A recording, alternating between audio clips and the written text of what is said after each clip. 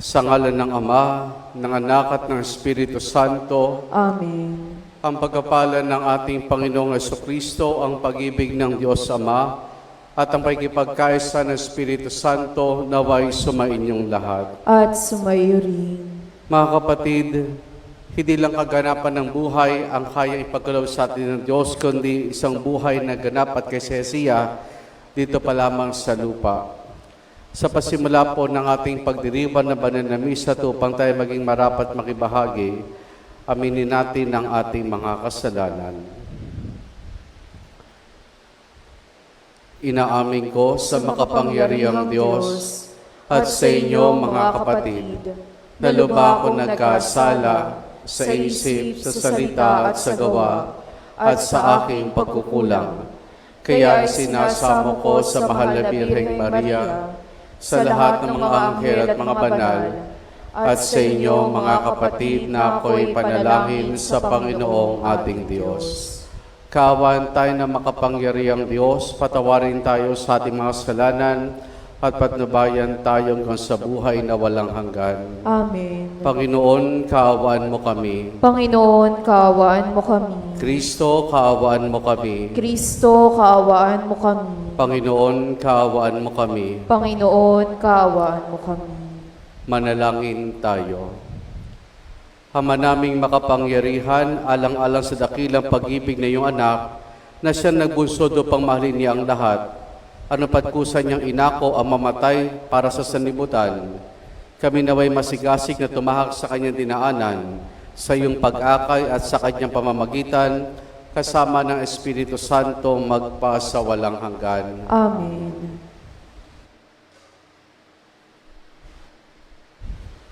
Sa unang pagbasa, sa pamamagitan ni Propeta Ezekiel ay nangako ang Panginoon na bubuhayin muli ang kanyang bayan na nagmistulang patay na dahil sa pagkakatapon sa kanila.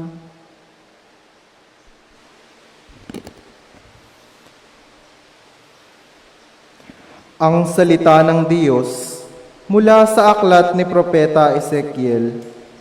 Ito ang sinabi ng Panginoong Diyos. Magpahayag ka, sabihin mong ipinasasabi ko, bayan ko, ibubukas ko ang inyong libingan. Ibabangon ko kayo at iuuwi sa inyong bayan. Kung maibukas ko na ang inyong libingan at maibangon ko kayo, makikilala ninyong ako ang Panginoon. Hihingahan ko kayo upang kayo'y mabuhay at ibabalik ko kayo sa inyong sariling bayan. Sa gayon, malalaman ninyo na ako ang Panginoon, ang nagsabi nito at aking gagawin. Ang salita ng Diyos. Salamat sa Diyos.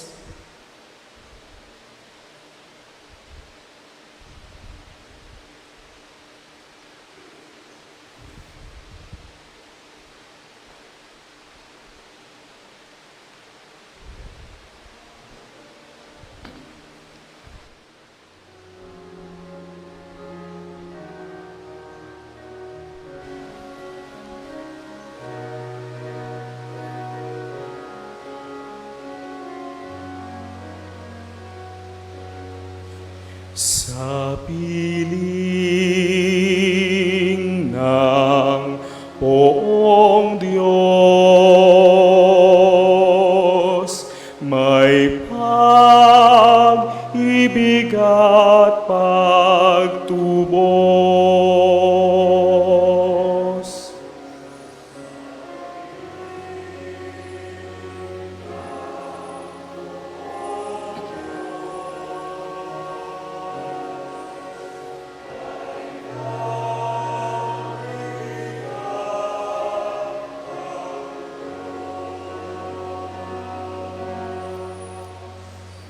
Sa gitna ng paghihirap, tinawag ko'y Panginoon.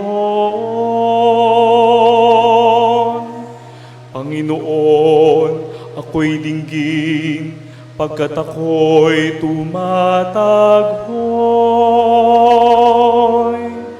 Dinggin mo ang pagtawag tinawag ko, paghingi ng iyong tulong.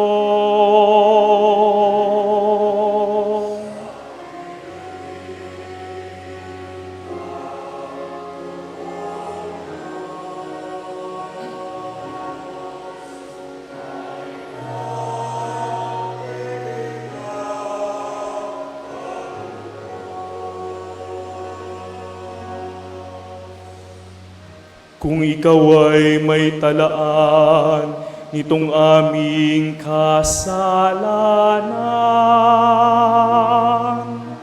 lahat kami ay tatanggap ng hatol mong nakalaan.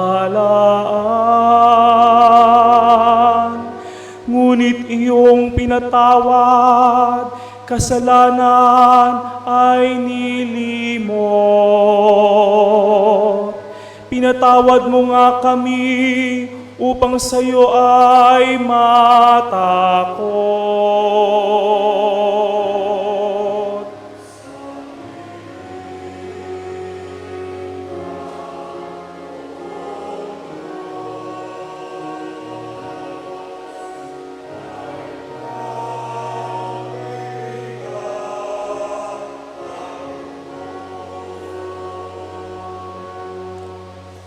Sabi ka kong naghihintay sa tulong mo, Panginoon.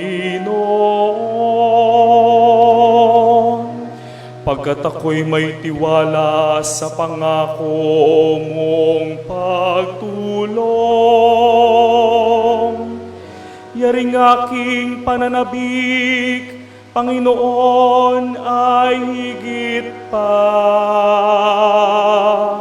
sa serenong naghihintay ng pagsapit ng umaga.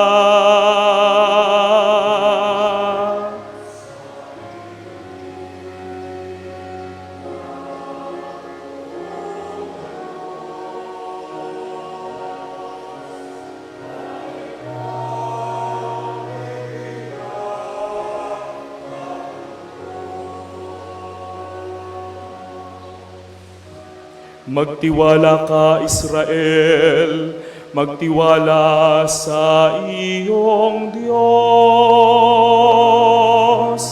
Matatag at di kukupas ang pag-ibig niyang dulot. Lagi siyang nahahandang sa sinuman ay tumubos. Ililigtas ang Israel, iyong kanyang mga hirang. Ililigtas niya sila sa kanilang kasalanan.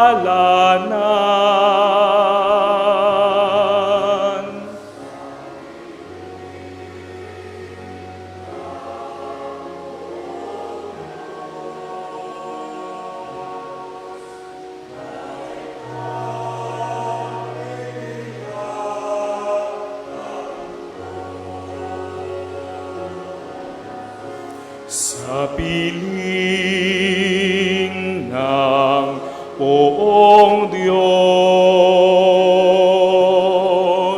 may pag-ibig at pagtubos.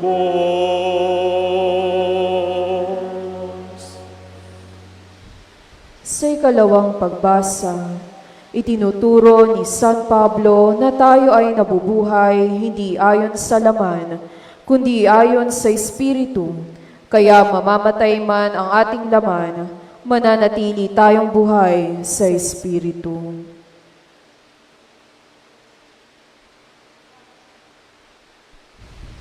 Ang salita ng Diyos mula sa sulat na Apostol San Pablo sa mga taga-Roma. Mga kapatid, ang mga nabubuhay ayon sa laman ay hindi maaaring kalugdan ng Diyos. Ngunit hindi na kayo namumuhay ayon sa laman, kundi ayon sa Espiritu. Kung talagang nananahan sa inyo ang Espiritu ng Diyos, kung ang Espiritu ni Kristo ay wala sa isang tao, hindi siya kay Kristo. Ngunit kung nasa inyo si Kristo, bagamat patay ang inyong mga katawan dahil sa kasalanan, buhay naman ang inyong espiritu dahil sa pinawalang sala na kayo. Kung nananahan sa inyo ang Espiritu ng Diyos, na siyang muling bumuhay kay Hesukristo, ang Diyos ding iyan ang magbibigay ng buhay sa inyong mga katawang mamamatay, sa pamamagitan ng kanyang Espiritong nananahan sa inyo. Ang salita ng Diyos. Salamat sa Diyos. Sa mabuting balita, sa pamamagitan ng muling pagbuhay sa kaibigan niyang si Lazaro, ipinakikilala ni Jesus ang kanyang sarili bilang buhay at muling pagkabuhay.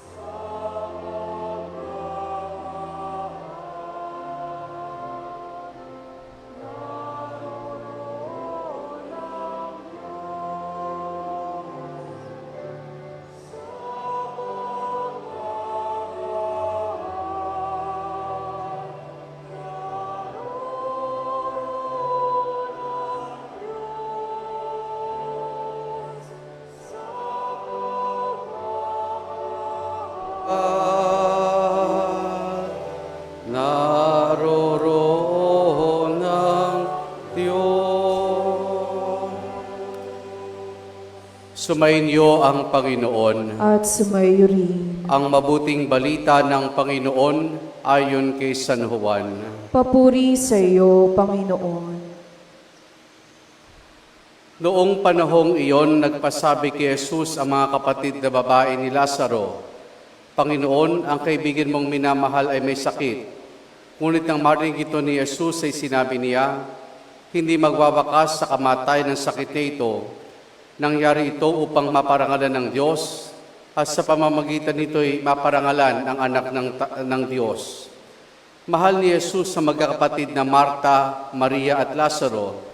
Gayon may pinaraan pa niyang 2 araw matapos mabalita ang may sakit si Lazaro, bago sinabi sa kanyang mga alagad, magbalik tayo sa Judea.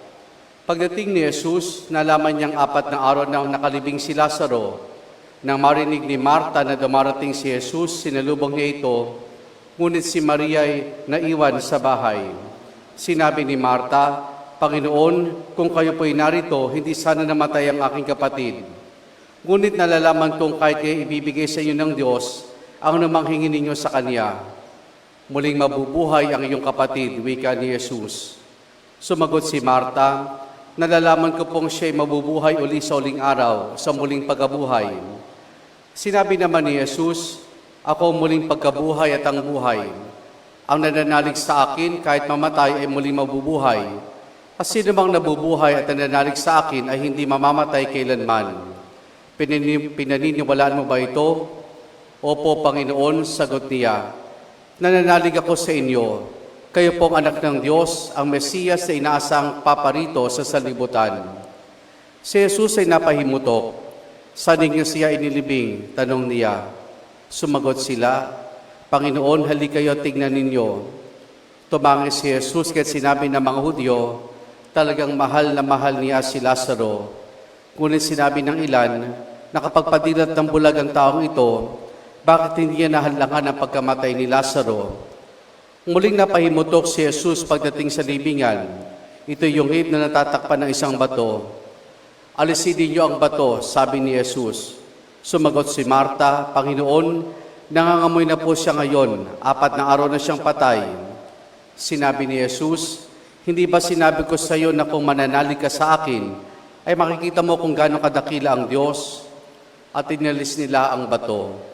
Tumingala si Jesus at ang wika, Ama, nagpapasalamat ako sa iyo sapagkat dininig mo ako. Alam ko lagi mo akong dinirinig. Ngunit sinabi ko ito dahil sa mga tao na sa paligid ko, upang maniwala silang ikaw ang nagsugo sa akin. Pagkasabi nito, sumigaw siya, Lazaro, lumabas ka. Lumabas nga si Lazaro, napupuluputan ng kayong panlibing ang kanyang mga kamay at paa, at nababalot ng panyo ang kanyang mukha. Sinabi ni Jesus sa kanila, kalagan ninyo siya at nang makalaya. Maraming sa mahudyong dumalaw kay Maria ang nakakita sa ginawa ni Jesus at nanalig sa kaniya. Ang mabuting balita ng Panginoon. Pinupuri ka namin, Panginoong Hesukristo. Magandang hapon po sa inyong lahat. Happy Sunday po.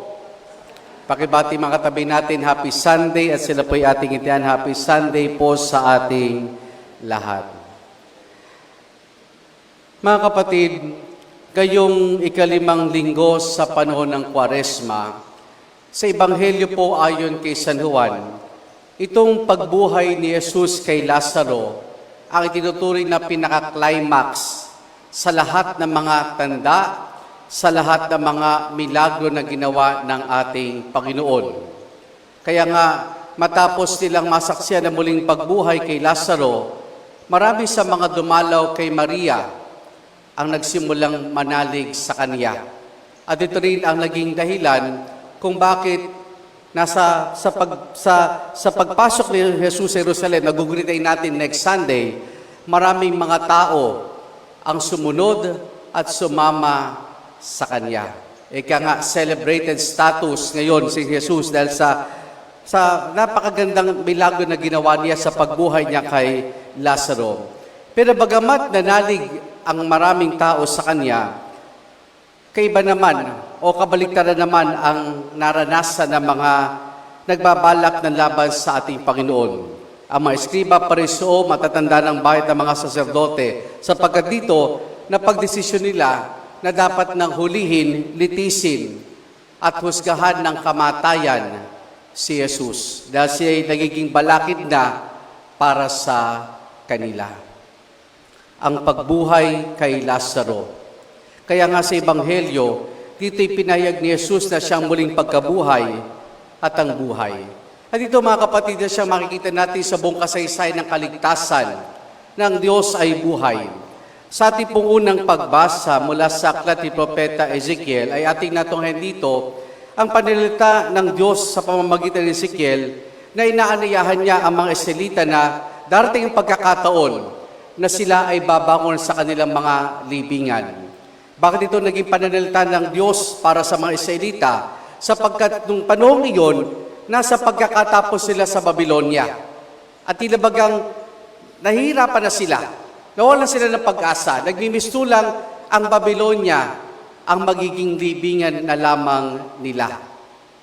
Kaya nagmimistulang silang mga patay na buhay. Kaya sa gitna ng ganitong sitwasyon, ang pinahayag ni Ezekiel sa mga Israelita, pinasasabi ng Panginoon, babangon kayo mula sa inyong libingan at kayo pagkakalooban ng Diyos ng panibagong buhay. At ang sinasabing panibagong buhay dito ay ang pag-uwi nila sa kanilang sariling bayan, Jerusalem.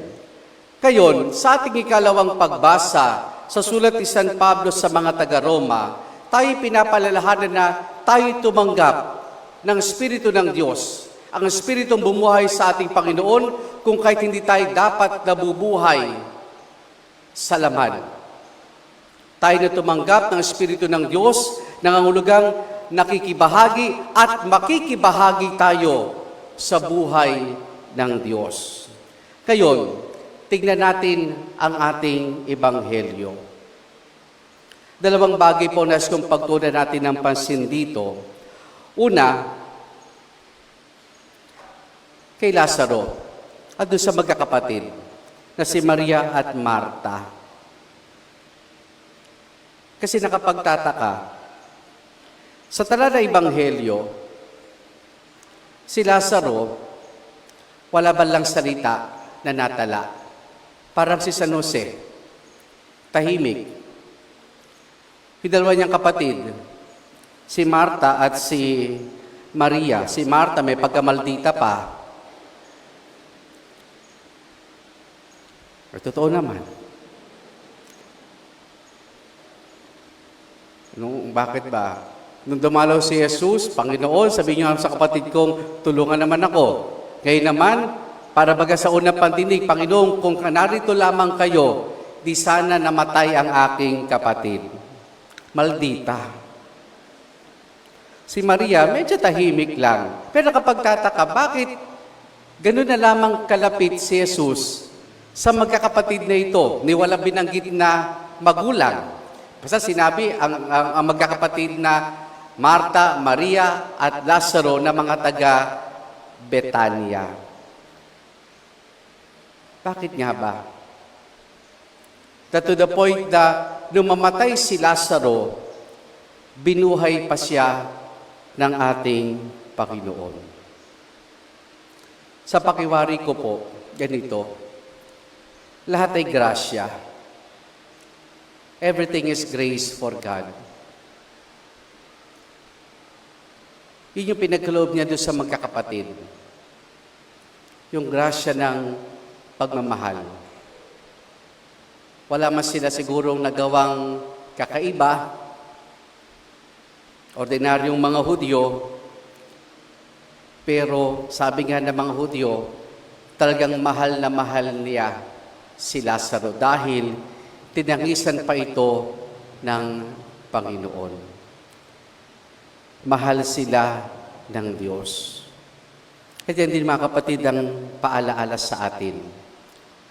Mahal tayo ng Diyos. Kahit may pagkakataon, pasaway tayo, maldita kayo, chismosa kayo, inggitera kayo, mamahalin pa rin tayo ng Diyos. Amen? Yung pangalawa, ito. Pero bago po yun, paliwanag lamang po natin. Bakit nga ba hindi hinadlangan ni Jesus ang kamatayan ni Lazaro? Bakit hindi hinadlangan ni Jesus ang kamatayan ni Lazaro? Ang simpleng sagot diyan ay ito. Si Jesus ay naparito, hindi para hadlangan ang natural na daloy ng buhay sa mundo. Anong ibig ko sabihin natural na buhay ng daloy sa mundo? Mabubuhay tayo, pagkatapos doon ay, mamamatay din tayo. Ayaw hadlangan ni Jesus yung natural na daloy ng buhay natin dito. Mabubuhay tayo, isisilang tayo, lalaki, tatanda, mamamatay. Si Lazaro, bagamat muling binuhay, namatay din. Bakit?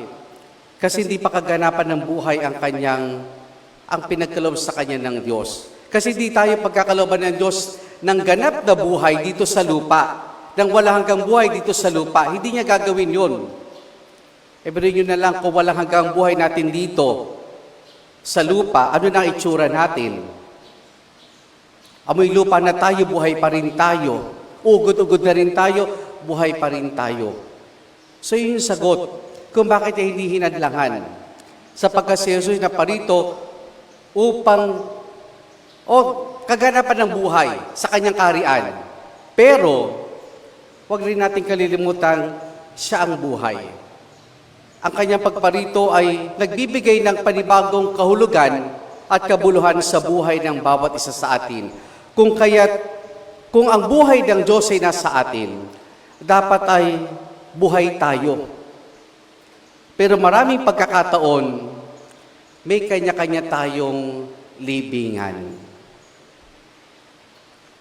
Kaya kanina umaga ang tanong ko sa mga nagsimba, tatanungin ko rin sa inyo, kayo ba'y may libingan na? May libingan na ho ba kayo? Wala pa? Paghandaan nyo na. Para sa kayo, pag namatay kayo, hindi na kayo poproblemahin ay inyong pamilya. Ganun lang yun, being practical. At least pag namatay ka, meron ka ng ataol, meron ka ng paglilibingan, dadamitan ka na lang, lalamayan, diretso libing. Hindi ka na poproblemahin ng iyong ng iyong pamilya. Maghahanap pa nung saan ba kukuha ng pambayad sa ataol, saan ba kukuha ng pambayad sa serbisyo. Kaya kayo, kumuha na kayo ng libingan at ng ataul. At least nakita ninyo kung ano yung ataul na gagamitin ninyo. Pati damit, ihanda nyo na rin. Pero kidding aside, lahat tayo may kanya-kanyang libingan. At dito, ang paanyaya sa atin ng Panginoon, katulad ng sinabi niya kay Lazaro, Lazaro, lumabas ka. Ano yung mga libingan tinutukoy natin dito? Kung tayo'y nabubuhay sa pagkakasala at paulit-ulit yung kasalanang nagagawa natin, di ba tayo, bawat sa atin, para meron tayong tinatawag na favorite sin. Pag sinabi nating favorite sin, ito yung madalas nating ginagawang kasalanan. So kung tayo nabubuhay sa ganung pamamaraan, ang sasabihin sa atin ng Panginoon, lumabas ka. Lumabas ka. Lumabas tayo. Kung ikaw ay nabubuhay o tayo nabubuhay sa panghihinayang,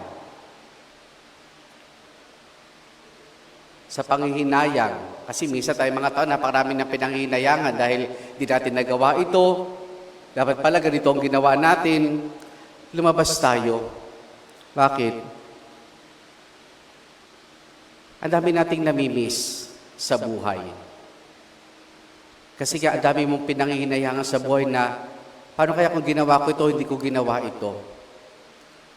We're depriving ourselves of happiness. Yan ang libingan mo. Kung ikaw naman ay subsob sa trabaho,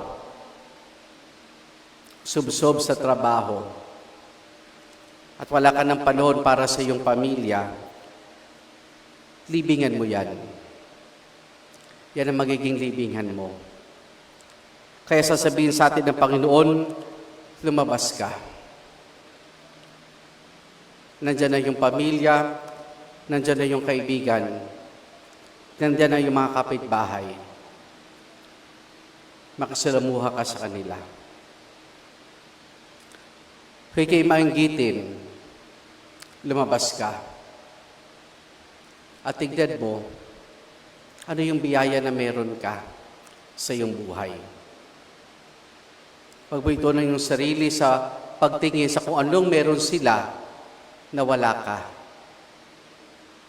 Lumabas ka sa ganyang libingan. Marami pang libingan tayo. Marami pa tayong libingang ginagawa sa ating sarili. Kaya ang paanyaya sa atin ng Panginoon, lumabas tayo. Alisin natin ang bato. Amen.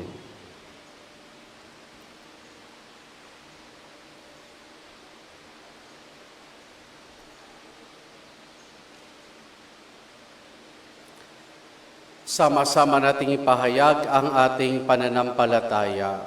Sumasampalataya ako sa isang Diyos Amang makapangyarihan sa lahat, na may gawa ng langit at lupa, ng lahat na nakikita at di nakikita. Sumasampalataya ako sa isang Panginoong Jesucristo, bugtong na anak ng Diyos, sumilang sa Ama bago pa nagkapanahon, Diyos buhat sa Diyos, liwanag buhat sa liwanag, Diyos sa totoo, buhat sa Diyos sa totoo, sumilang at hindi ginawa. Kaysa ng Ama sa pagka-Diyos at sa pamamagitan niya ay ginawa ang lahat.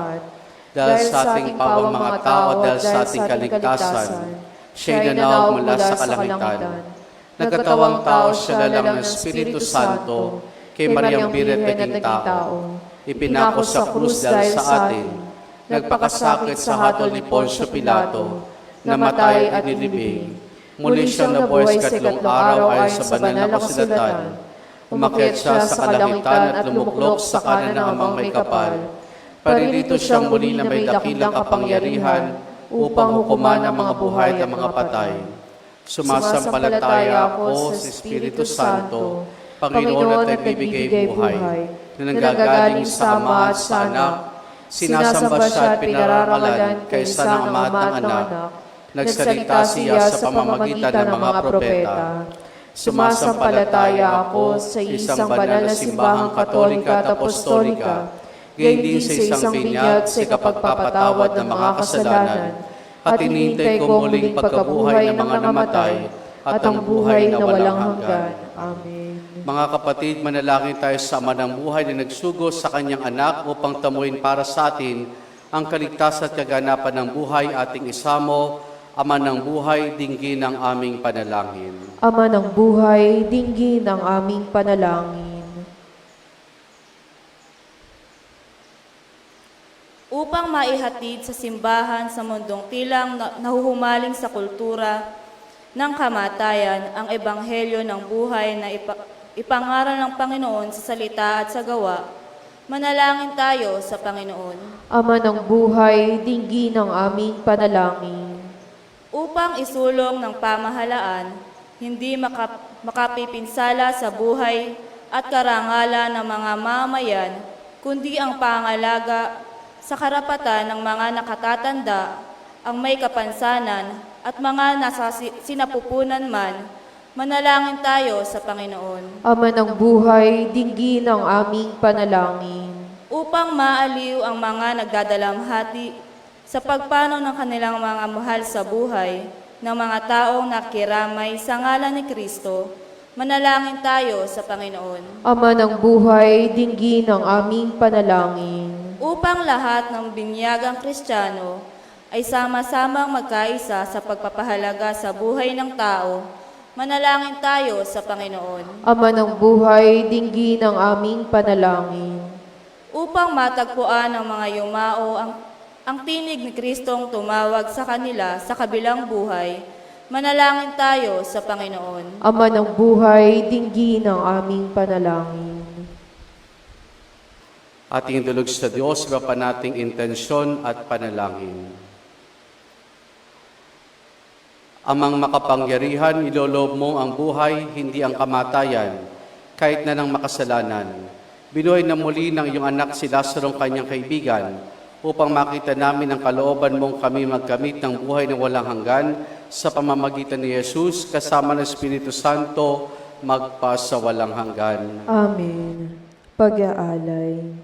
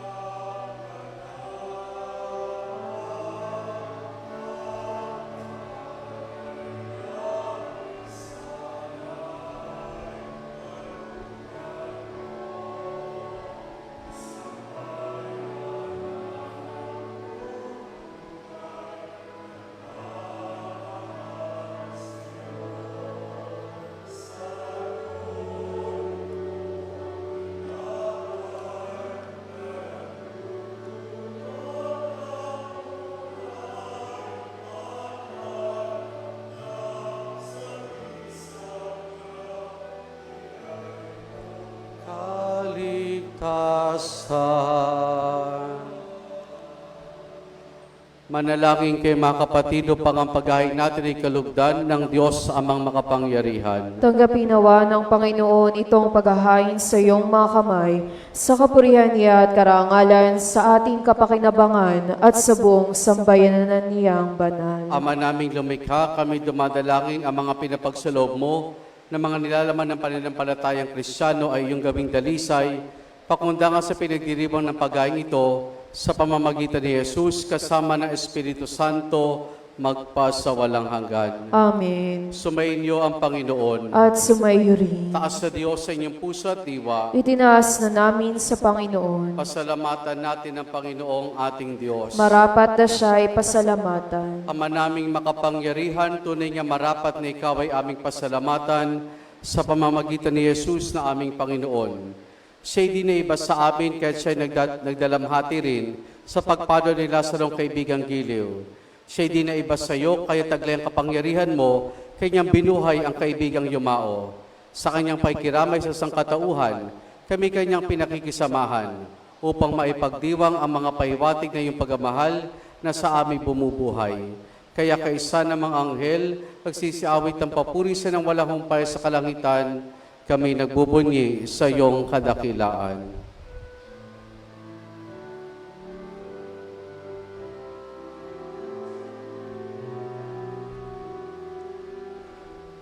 Santo, Santo, Santo, Panginoong Diyos, napupuno ang langit at lupa ng kadakilaan mo.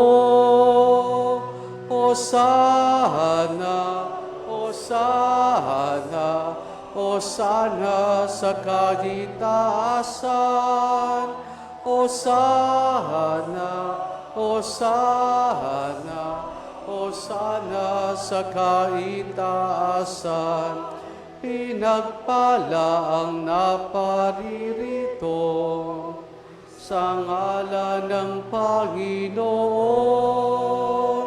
Hosana, Hosana, Hosana sa kaitaasan.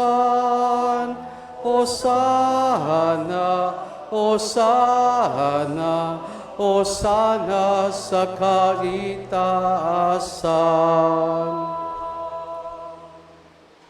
Ama naming banal, ikaw ang bukal ng tanang kabanalan. Kaya sa pamamagitan ng iyong Espiritu, gawin mong banal ang mga kaloob na ito upang para sa amin, maging katawan at dugo ng aming Panginoong Hesukristo. Bago niya pinagtiis ang kusang loob na maging handog, hinawakan niya ang tinapay, pinasalamatan kaniya, pinaghati-hati na yon. Iniabot sa kanyang malagad at sinabi, tanggapin ninyo lahat ito at kanin itong aking katawan na ihahandog para sa inyo.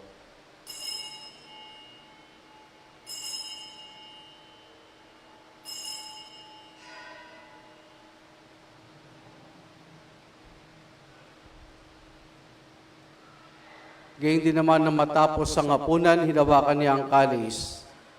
Muli kanyang pinasalamatan, iniabot niyang kalis sa kanyang malagad at sinabi, tanggapin ninyo lahat ito, tinumin itong kalis ng aking dugo ng bagot wala hanggang tipan. Ang aking dugo na ibubuhos para sa inyo at para sa lahat sa kapagpapatawad ng mga kasalanan. Gawin ninyo ito sa pag-alaala sa akin.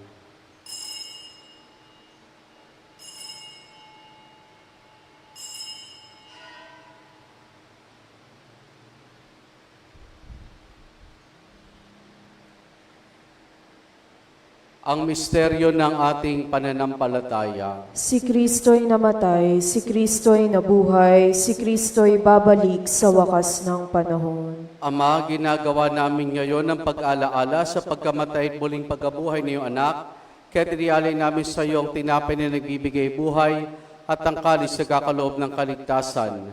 Kami nagpapasalamat dahil kami yung minarapat at tumayo sa harap mo para maglingkod sa iyo. Isinasamo namin kaming magsasalo-salo sa katawan at dugo ni Kristo ay mabuklod sa pagkakaisa sa pamamagitan ng Espiritu Santo. Ama, lingapin mo ang simbahan laganap sa buong daigdig, Puspusin mo kami sa pag-ibig, kaya sa ni Francisco naming Papa, at ni Dennis sa aming Obispo at ng Tanang Kaparian. Alalahanin mo rin mga kapatid naming lahimlay na may pag-asang sila'y muling mabubuhay, gayon din na lahat ng mga pumanaw at mga kaluluwa sa purgatorio. Kaawan mo sila at patuloyin sa iyong kaliwanagan. Kaawaan mo at paging dapati kaming lahat na makasalo sa iyong buhay na walang wakas. Kaisa ng mahal na Birheng Maria na ina ng Diyos, ang kanyang kabiyak ng puso, si San Jose. Kaisa ng mga apostol, ni San Juan Bautista at ang lahat ng mga banal, na mo'y dito sa daigdig ng kalugod-lugod sa iyo, may pagdiwang nawa namin ang pagpupuri sa kararangal mo sa pamamagitan ng iyong anak na aming Panginoong Heso Kristo. Sa pamamagitan ni Kristo, kasama niya at sa Kanya, ang lahat ng parangal papuri sa iyo. Diyos amang makapangyarihan, kasama ng Espiritu Santo, magpa sa walang hanggan. Amen. Amen. Sa tagubilin mo nakagagaling na utos sa turo ni Jesus na Panginoon natin at Diyos, ipahayag natin ng lakas loob.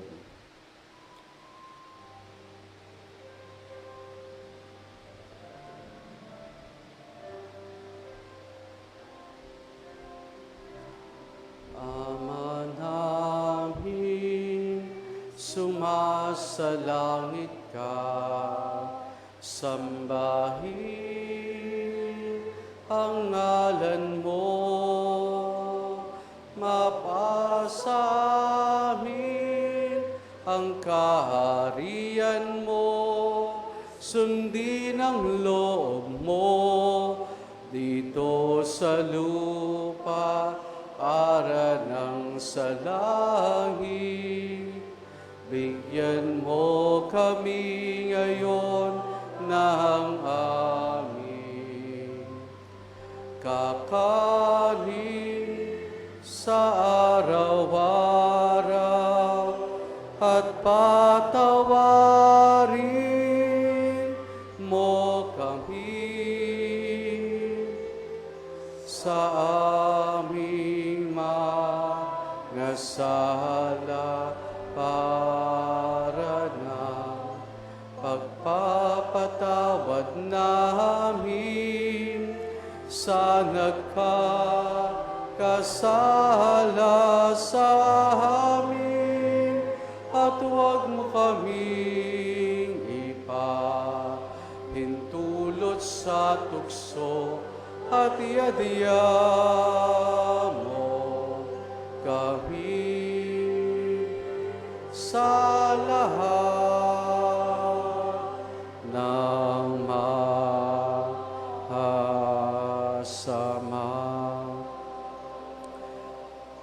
Hinihiling namin kay Maria sa lahat ng masama, pagkalooban ng kapayapaan araw-araw, iligtas sa kasalanan, at ilayo sa lahat ng kapahamakan, samantalang aming masayang pinananabikan ang dakilang araw ng pagkapahayag ng tagapagligtas naming si Yesu Kristo. Sapagkat sa iyo ang kaharian at ang kapangyarihan at ang kapurihan magpakailanman. Amen. Panginoong Yesu Kristo, sinabi mo sa iyong mga apostol, kapayapaan ang iniwang ko sa inyong aking kapayapaan ang binibigay ko sa inyo.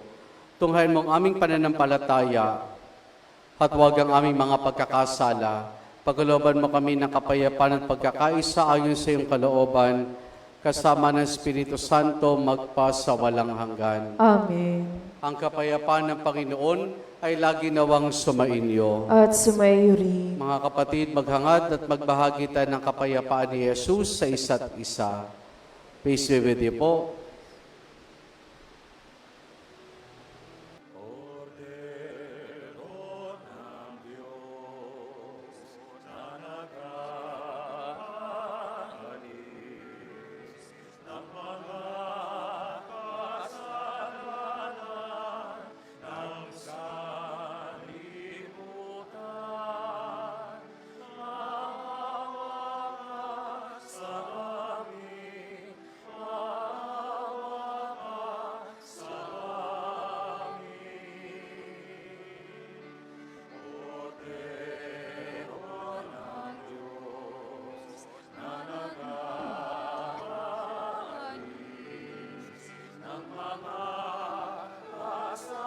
Kasalanan ng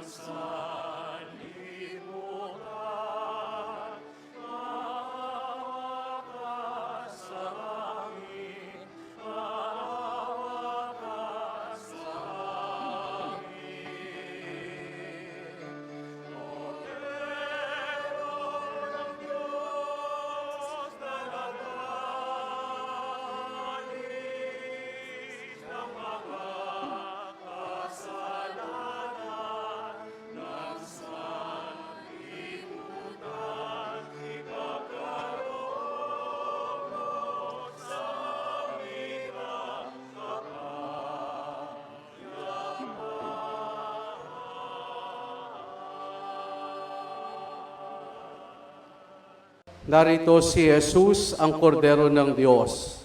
Siya nag-aali sa mga kasalanan ng sanlibutan. Mapalad ang mga inaaniya niya makiisa sa kanyang banal na piging. Panginoon, hindi ako karapat-dapat na magpatuloy sa iyo, ngunit sa isang salita mo lamang ay gagaling na ako.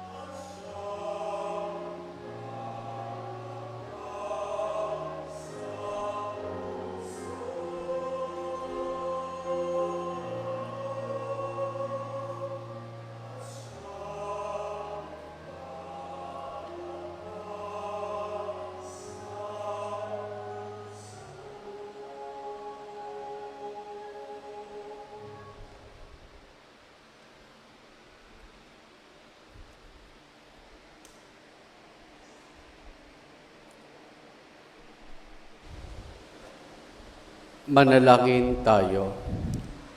Ama naming mapagmahal, kaming nakikinabang sa katawan at dugo ng iyong anak, ay mapabilang nawang lagi sa kaanib niya na namamagitan kasama ng Espiritu Santo, magpa sa walang hanggan. Amen. Sumainyo ang Panginoon At sumayo rin. at pagpalain tayong lahat ng mabutit mapagmahal na Diyos Ama, Anak at Espiritu Santo. Amen. Naialin na natin ang pagdiriwan ng banal na misa, humayo tayo at lumabas sa kanya-kanyang mga libingan. Salamat sa Diyos.